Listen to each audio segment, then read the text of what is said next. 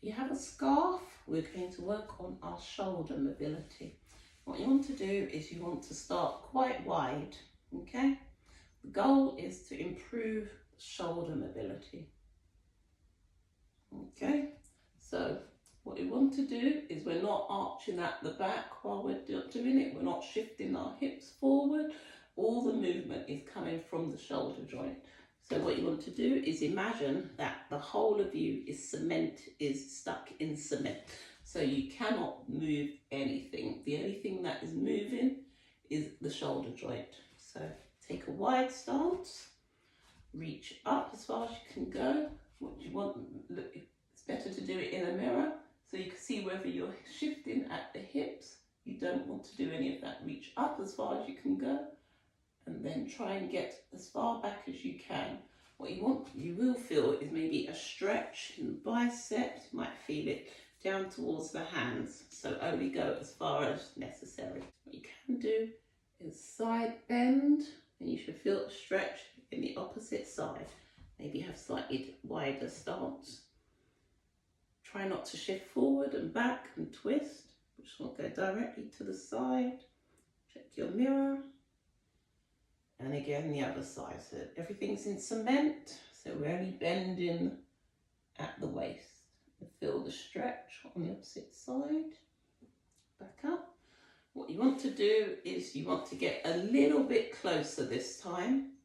Because the closer your hands are together, the harder it is. So you want to improve the range of motion. So just move your hands closer by about 1 centimetre and try again. Might find a bit more of a stretch. Make sure the shoulders not by your ears. Shoulders down. Go as far as possible. So even try and squeeze the glutes while you're doing all of this because that will prevent you from shifting too much. You can also try it the other way. So palms facing up, start wide, and go back, rotate the other way. Again, no shifting. If you can't get further than here, that's fine. Just stay here. You'll feel a bit of a stretch in the chest, maybe a stretch in the biceps, and then over time, hopefully you'll be able to go further up, up, up, up, and over. Okay. The other one to help improve shoulder mobility. We're trying to get our hands closer together. Okay, so one side, if you're testing it, you might find you have more range of motion on one side or the other. So in this one, my top hand is trying to pull this arm, the other arm further up. So try again, not to shift. Keep the glutes squeezed and just focus on the part you want to stretch. And then the other side, so the arm underneath is trying to pull the top hand further down. So think about getting the elbow to the ceiling, try not to arch the back. And then swap sides. Have a feel for which one is more restricted, and that's where you want to improve the mobility there. So get your hands as close as possible together. Top arm, elbows pointing towards the ceiling.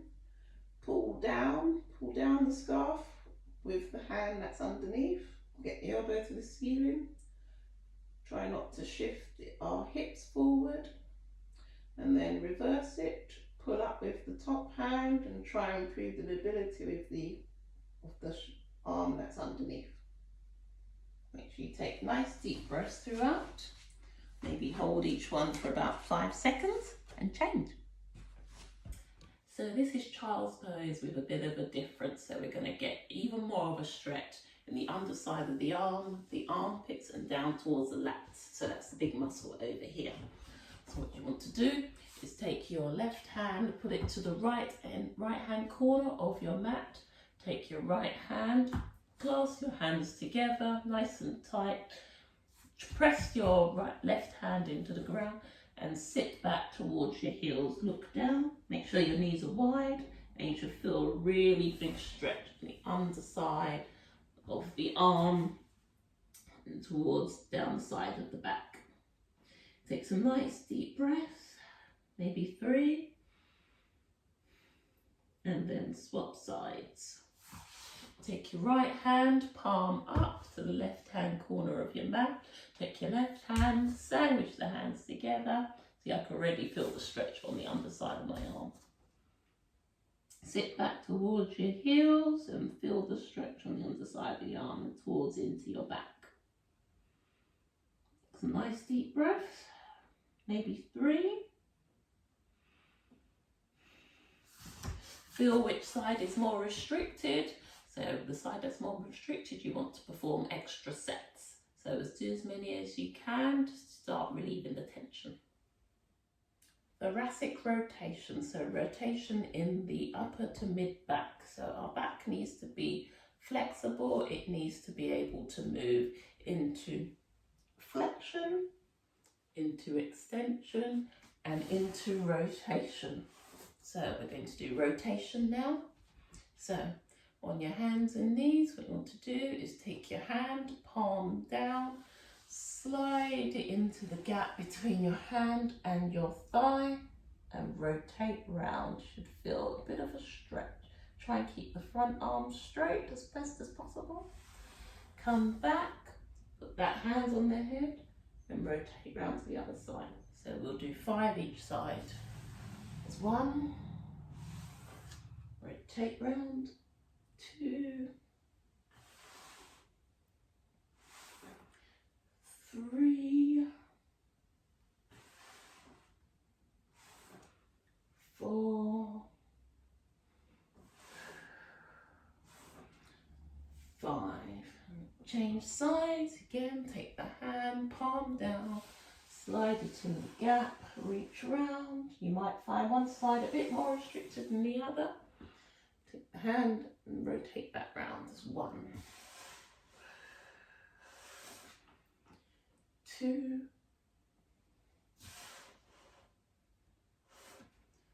3, 4,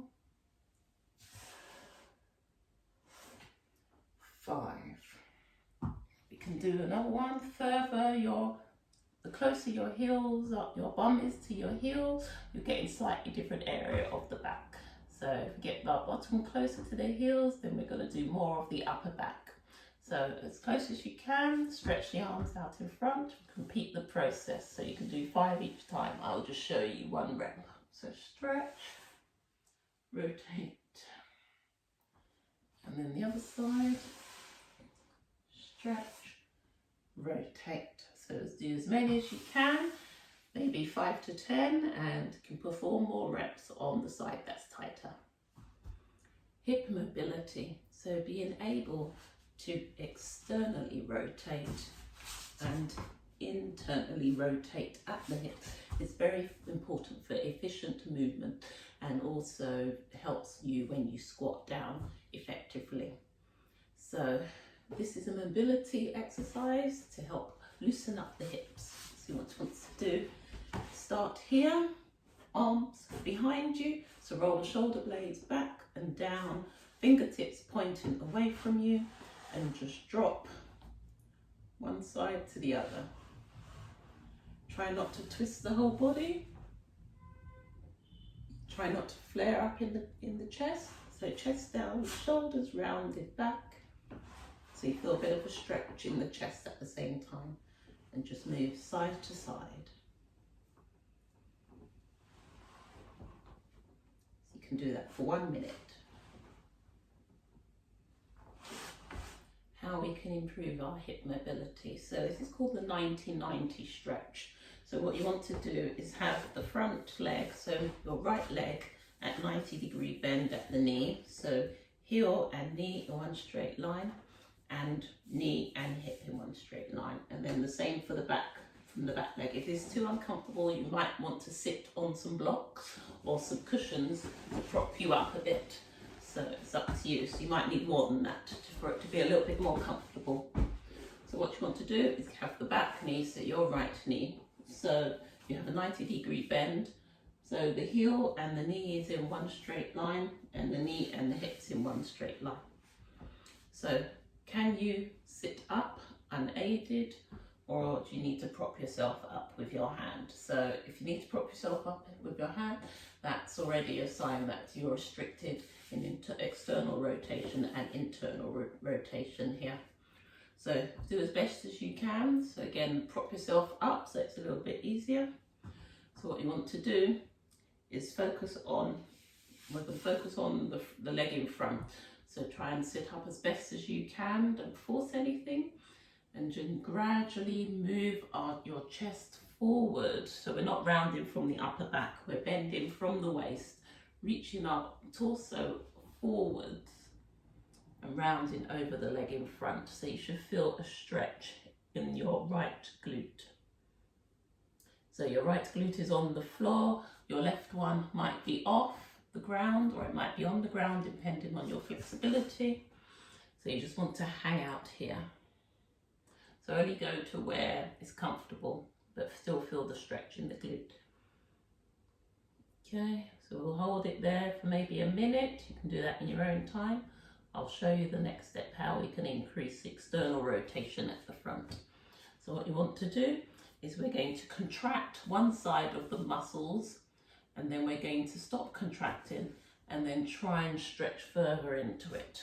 So what you want to do is press your underside of your knee, your leg and your heel into the ground. So hold your end range of motion, press it into the ground for 10, 9, 8, 7, 6, 5, 4, 3, 2, 1. Stop pressing and then lean forward more. Try and get more of a stretch in there. Take some nice deep breaths.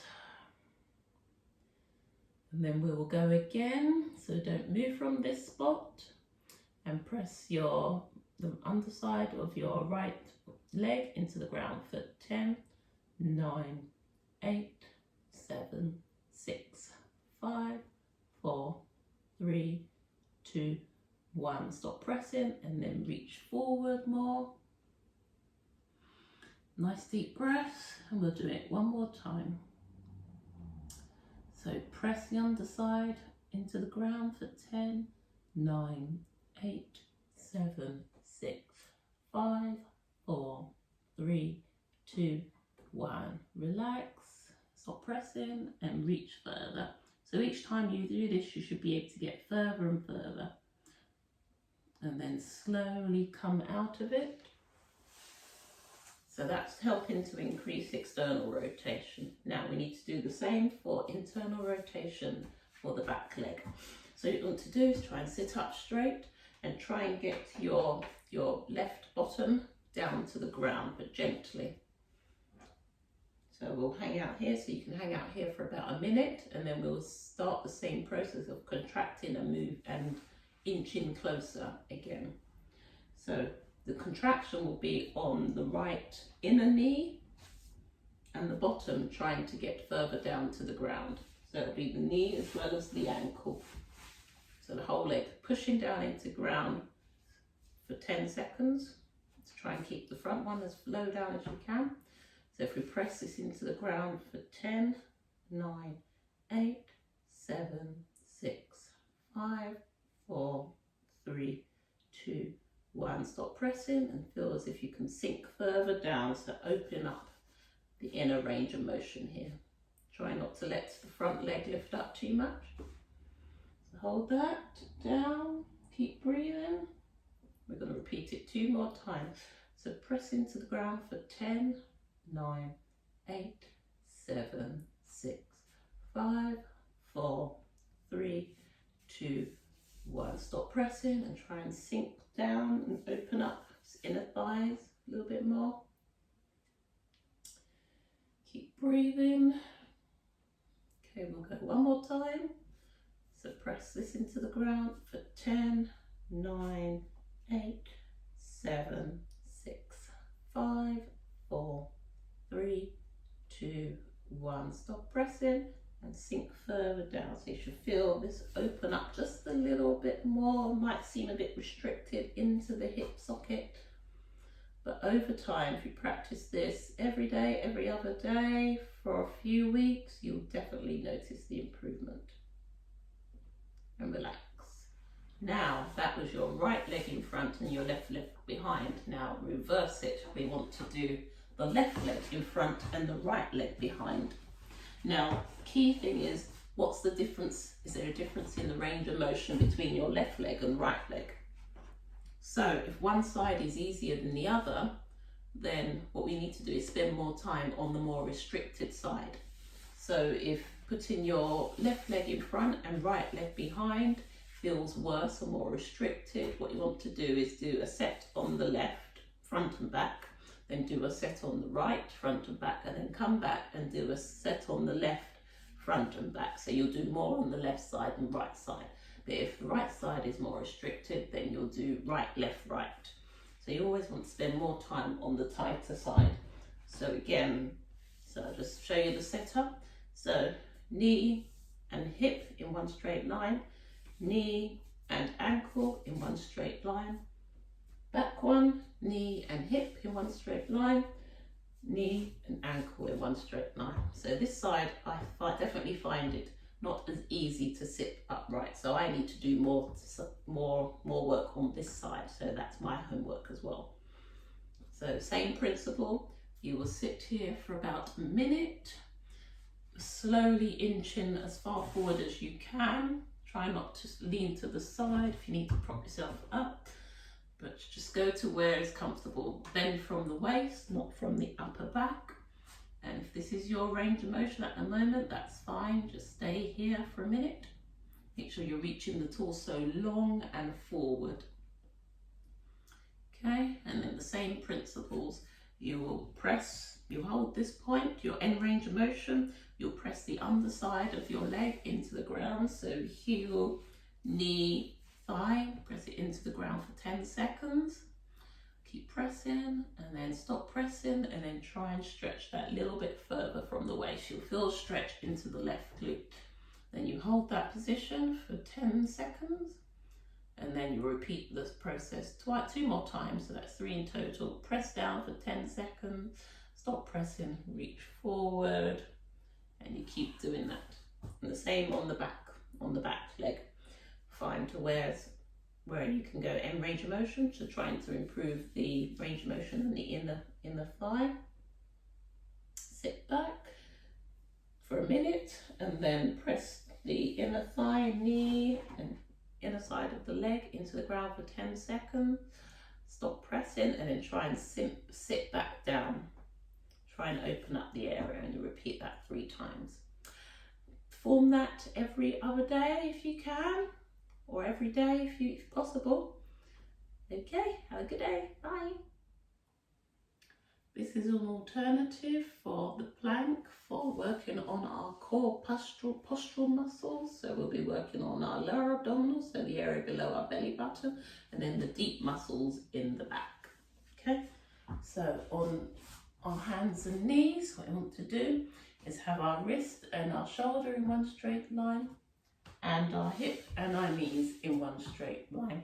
We want to find neutral spine, so it's not quite fully into tucking the pelvis under or arching the back. So you want to find somewhere in between, halfway in between. So that's called neutral spine. What you want to do here is pull in your lower abdominals, so towards your back. So we don't want the gravity taking hold here, okay? What you want to do now is we're going to alternate arm and leg off the ground. Now first, what you want to do is see how much balance you have and stability. So pull in your lower abdominal and just lift one hand 1 centimetre off the ground. Now, we don't want our torso twisting. The goal is to keep everything stable. That's true core stability by reducing the base of support. So lift one hand off the ground. Do you collapse down? Are you able to keep it steady? Pelvis steady and level? Try the other hand. You might notice one side is easier or harder than the other. Take one knee off the ground. Is your torso stable? Are you tilting? Take the other knee off the ground. Keep the abdominals pulled in. And what you want to do is make a note of which side is harder, because that's the side you need to perform more repetitions on. Okay, now that's level 1. So to practice that one, to keep stable, when you're able to take one off the ground without moving, then you can progress with taking the second one off the ground. So 2 points off the ground. So I'm going to be taking my right arm and my left knee off the ground, but keep everything stable.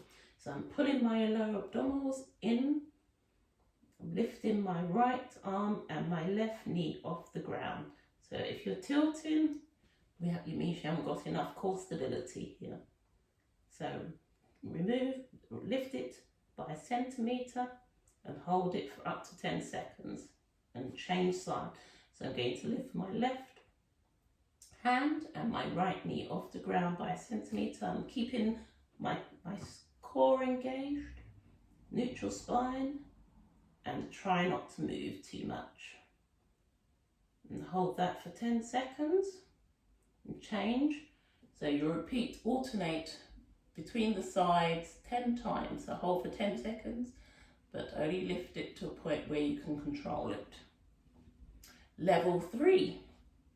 What you want to do, pull in the abdominal, extend out and lift without tilting. You have the arm out 45 degrees, bum pointing up, and can you hold it for up to 10 seconds? Pull in the abdominals and back down and change sides. Extend out, pull in the abdominals and lift. No tilting, no movement. That is core stability. Again, one side might feel more challenging than the other. That means that side is weaker and you'll need to spend more time on that tighter side.